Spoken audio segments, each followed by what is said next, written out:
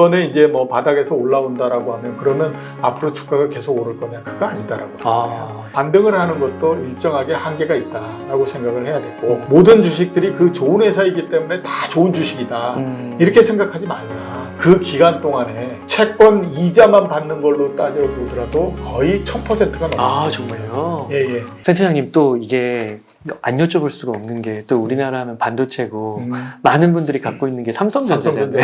최근에 조금 그래도 오른 것 같아서 위로가 좀 되는 것 같긴 한데 삼성전자는 좀 어떻게 보세요? 글쎄 뭐 600만 명의 그 개인 투자자를 갖고 있다. 그래서 뭐 이재용 부회장이 미안하다 뭐 이런 얘기도 하고 했었는데 삼성전자는 제가 생각했을 때에는 일단 저는 이렇게 생각합니다. 좋은 회사와 좋은 주식은 공존하는 건 꼭 공존하는 건 아니다. 즉 좋은 회사이기 때문에 좋은 주식이다라고 봐서는 안 된다. 근데 삼성전자는 좋은 회사인 거는 우리나라의 사람들 그 누구도 부인하지 않지만 좋은 주식인가 하는 것들에 대해서는 나는 그렇지 않다라고 생각한다. 라고 생각하거든요. 좋은 주식이 되기 위해서는 최소한 그 이익의 변동성이 그렇게 엄청나게 크면 안 됩니다. 두 번째는 보면 주가가 코스피보다는 변동이 적어야 됩니다. 근데 그 삼성전자는 이익의 변동성도 엄청나게 크고 주가의 변동성도 엄청나게 크죠. 지금은 많이 줄어들었지만 옛날 같은 경우에는 삼성전자 반도체 경기가 한번 꺾이면 주가가 70%씩 떨어졌어요. 그러니까 결코 그렇게 좋은 주식은 아닌데 좋은 회사다라고 하는 것에 사람들이 너무 집착을 하다가 9만 원, 8만 원, 7만 원, 6만 원 뭐 이러면서 계속해서 물려 들어가 버린 그런 형태가 됐다라고 봐야 되고 지금은 보면 좋은 회사이기 때문에 이렇게 낮은 가격에서는 그게 크게 문제가 없다라고 일단 이제 봐야 된다라고 생각을 하고 대신에 보면 이번에 이제 뭐 바닥에서 올라온다라고 하면 그러면 앞으로 주가가 계속 오를 거냐? 그거 아니다라고 하는 거예요. 그러니까 뭐 5만 원대를 벗어나기도 그렇게 쉽지는 않을 거고 그 다음에 그걸 벗어난다고 하더라도 6만 원대에서 굉장히 크게 올라가거나 그러지 못할 거다라고 생각을 합니다. 우선 보면 반도체 경기가 안 좋은 건 사실이잖아요. 반도체 경기가 안 좋은 상태에서 어떻게 주가가 계속해서 올라갈 수 있겠습니까? 그죠? 그 다음에 스마트폰은 이미 거의 보급이 다 끝나버린 상태이기 때문에 옛날처럼 어떤 그거에 따른 엄청난 특수가 나오거나 이러기 굉장히 어려워요. 그러면 삼성전자 같은 경우에는 옛날서부터 보면 이익의 절대적인 수준보다 이익이 어떻게 되느냐는 모멘텀에 굉장히 충실한 주식인데 모멘텀이 특별히 나올 것이 별로 없는 그런 그 상태지 않습니까? 그렇게 따지면 주가가 굉장히 싸졌기 때문에 여기에서부터 반등을 해서 올라간다라고 하는 건 나올 수 있어도 주가가 지속적으로 계속해서 상승을 하고 이러는 건 안 나온다라고 하는 거예요. 그렇기 때문에 그 반등을 하는 것도 일정하게 한계가 있다라고 생각을 해야 되고 많이들 보면 삼성전자가 굉장히 좋은 회사 뭐 이렇게 가기 때문에 이게 과도하게 많이 그 기대가 많이 모이고 이러는 것들이 많이 나오거든요. 2년 전 뭐 이때 그에 보면 사상 가장 긴 빅사이클 반도체 빅사이클이 나옵니다. 슈퍼사이클. 슈퍼사이클 뭐 이렇게 얘기하잖아요. 그때 제가 그 얘기를 들으면서 그 생각을 굉장히 많이 했어요. 그래.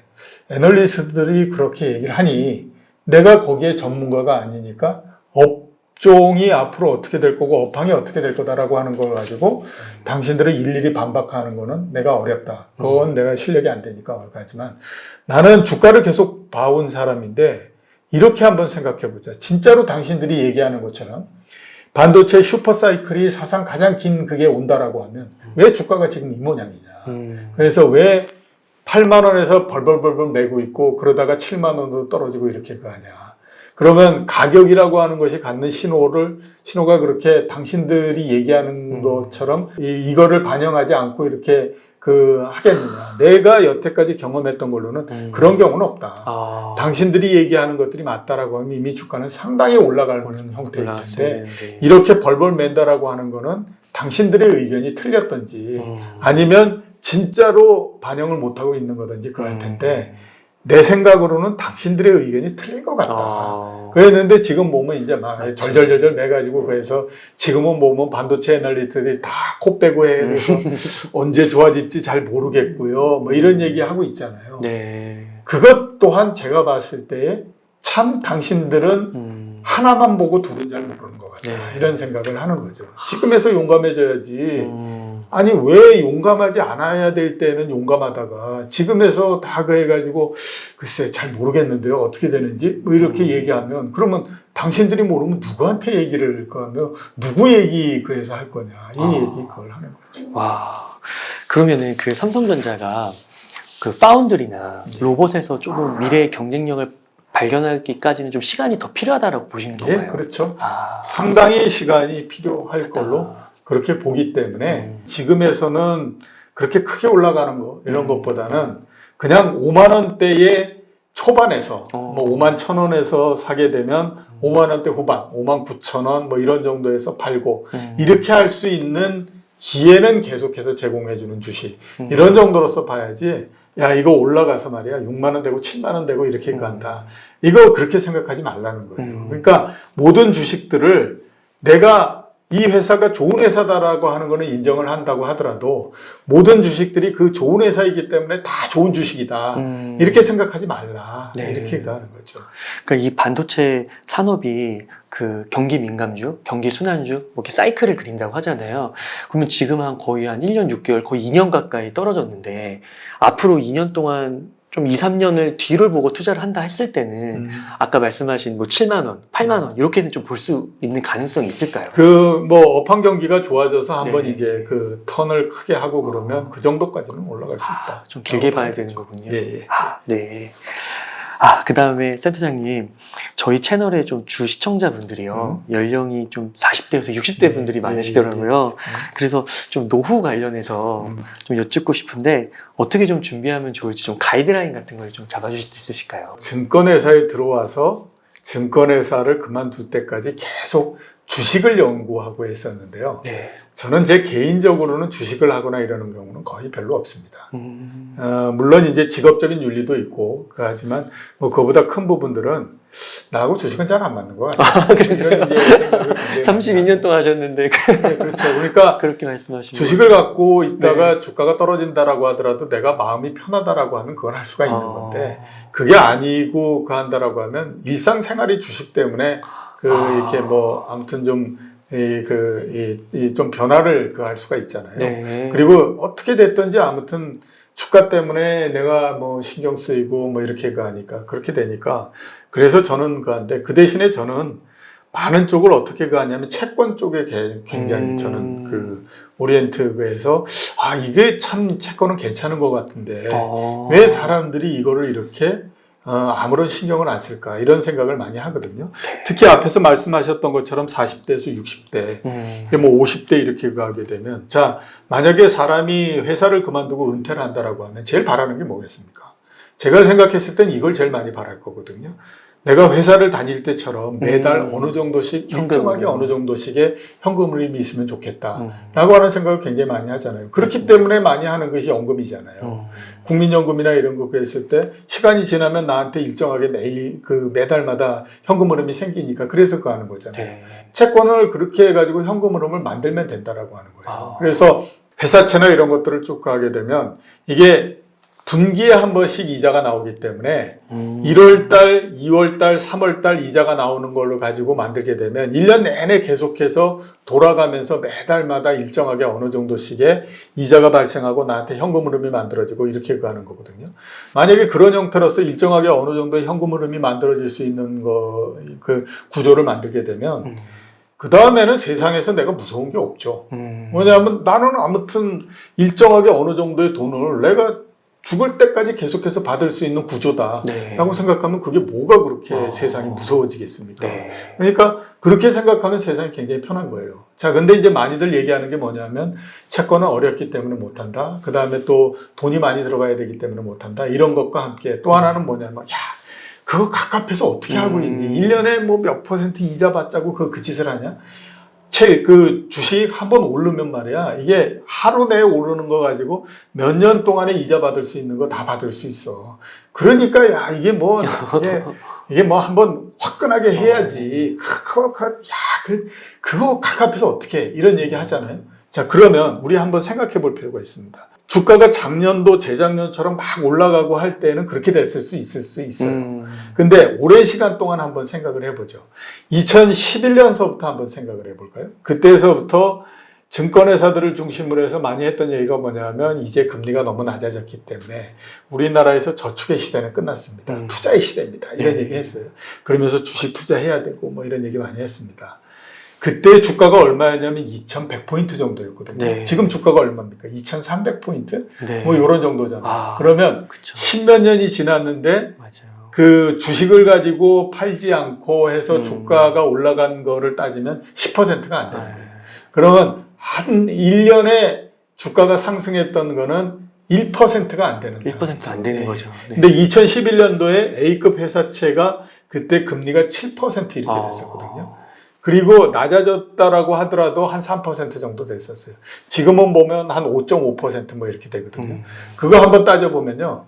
채권으로는 그동안에 80% 정도 네. 이자만으로도 지난 10몇 년 사이에 복리로 따지면 그 정도가 발생했습니다. 단리로 따진다고 하더라도 한 50% 정도가 발생을 했어요. 그러니까 주가가 올라간 거에 5배에서 8배 정도가 금리에서 발생을 했다라고 하는 거예요. 그러니까 그런 우리가 역사적인 형태에서 오랜 시간 동안에 왔던 거를 보게 되면 그게 뭐가 아무튼 뭐 그거 아니야 이렇게 그거 확장했어요. 1990년 이때에서부터 보더라도요. 그때 주가가 얼마냐면 920이었거든요. 지금이 2300이니까 1990년서부터 지금까지 따지면 32년 정도 시간 걸린 거잖아요. 네. 그런데 그 32년 동안에 주가 상승률이 다 따져봐야 130% 정도밖에 안 됐다라고 하는 거예요. 근데 그 기간 동안에 채권 이자만 받는 걸로 따져보더라도 거의 1000%가 넘어요. 아, 정말요? 예, 예. 10배 넘게 그랬거든요. 30년이니까. 1990년도 이럴 때 금리가 18%씩 했었어요. 그러니까 굉장히 많이 벌어지잖아요. 그러니까 시간이 지나면서 이렇게 보면 어떤 기간을 끊는다고 하더라도 작년도, 재작년도처럼 한 2년만 보자라고 하면 그건 주가가 월등히 높은 수익을 기록하죠. 그런데 10년 단위로 이렇게 잘라서 이렇게 보면 주식이 채권 수익률의 절반 정도도 되는 경우가 거의 없어요. 그러면 이게 어느 쪽에 해야 되는지 하는 것들은 뻔히 나오잖아요. 왜 그런 국면에서 주식 투자해가지고 떨어져서 조바심 내고 그 다음에 일상생활에서 엄청나게 스트레스 받고 그런데 수익이 별로 안 나고 이러는 것들을 왜 하냐라고 하는 거예요. 대부분 하는 이유가 뭐냐면 그래 남들은 그럴지 모르지만 나는 굉장히 잘하기 때문에 나는 굉장히 수익을 낼 수 있어 이렇게 가거든요. 근데 코스피가 움직인다라고 하는 거는 모든 사람들의 수익이 거의 그 정도에 수렴한다라고 하는 거예요. 거기에서부터 툭 튀어서 가는 사람도 있고 툭 튀어서 밑에 어마어마하게 수익이 안 나는 사람도 있고 하지만 평균적으로 보면 그런 정도다라고 봐야 되는 거거든요. 네. 그러면 특히 이게 뭐 앞에서 말씀하셨던 것처럼 40대, 50대, 60대 이렇게 되는 사람들은 어떤 거를 해야 될지 하는 것들은 이미 뻔히 나오는 그거잖아요. 그렇기 때문에 그렇게 해야 된다라고 하는 거예요. 그래서 뭐 작년, 재작년도에 주가가 많이 올라가고 그럴 때 메리츠의 잔리 대표 이런 사람들 그 해가지고 뭐 주식시장이 어떻게 되고 뭐 막 얘기하잖아요. 그때 제가 보면서 그 생각을 굉장히 많이 했어요. 그래 주식 증권회사에 있고 그런 사람들 그 얘기할 수 있지만 당신이 정말 가슴에 손을 얹고 진짜 아무런 내 사심 없이 나 정말 이렇습니다. 우리 역사적으로 봤을 때 이렇고 그렇기 때문에 진짜 주식을 이렇게 해야 됩니다. 라고 자신 있게 얘기할 수 있습니까? 나는 그 얘기할 수 없습니다. 왜냐하면 이렇게 나오는 데이터를 보고 어떻게 그 얘기를 할 수가 있겠습니까? 라는 그 생각을 했거든요. 그래서 많은 방송국이나 이런 데 얘기를 했었어요. 잔리 대표하고 나하고 양자 토론을 좀 하게 해달라. 그러면 내가 진짜로 그 얘기가 맞는지 얘기를 한번 해보고 싶다라고 얘기했었는데 그 당시에는 뭐 워낙 주식이 올라가고 이러니까 그게 대세니까 누구도 이제 그런 얘기에 그 귀를 기울이지 않았죠. 근데 지금 주가가 떨어져서 보니까 그 얘기가 그렇게 맞는 것 같지는 않아. 이렇게 된 거지 않습니까? 그렇기 때문에 지금에서는 채권에 굉장히 관심을 기울이실 필요가 있다라고 하는 거예요. 아니 5.5% 우리가 정말 좋은 회사다라고 하는 데에 그 회사채 금리가 5.5% 이렇게 되는데 지금에서 무서울 게 뭐 있습니까? 네. 그죠? 그러니까 뭐 지금 그거 하는 거 좋다라고 봐요. 그러니까 그 증권사 어플 들어가니까 회사채가 이렇게 뜨더라고요. 그러니까 그런 거에서 좋은 회사채를 골라가지고 매수를 하면 된다는 거죠. 지금 이제 아마 증권회사들도 주식도 안 되고 그러는데 보니까 금리는 높아지고 그러니까 야, 이거 이제 또 금백 하나 터졌네 이러면서 지금 이제 막 난리를 치고 있는 그런 상황이라고 봐야 되죠. 그러면요, 센터장님 혹시 그 주식 중에서도 조금 보수적이라고 할 수 있는 배당주는 좀 어떻게 생각하세요? 그거는 뭐 어느 정도 괜찮다고 봐야죠. 괜찮아요. 은행주도 그렇고 SK텔레콤이나 이런 것들 통신주. 같은 경우에는 네, 뭐 배당 수익률이 한 뭐 4%, 5% 되고 그러니까 뭐 1년에 내가 뭐 배당 받고 난 다음에 그 정도 가격 한 번 정도는 회복할 수 있지 않겠습니까? 그러니까 그런 걸 따져보면 그 배당주는 괜찮다고 할 수 있는 거죠. 그러니까 그렇게 좀 최소한의 현금 흐름을 우선 마련을 하고 예. 그걸 바탕으로 조금 뭐 성장주를 하는 걸 다음에 생각하면은 좋겠네요. 예, 그렇죠. 순위를. 근데 저희는 단시간 내에 많이 벌고 싶으니까 이게 순서가 역전된 건데. 예, 그렇죠.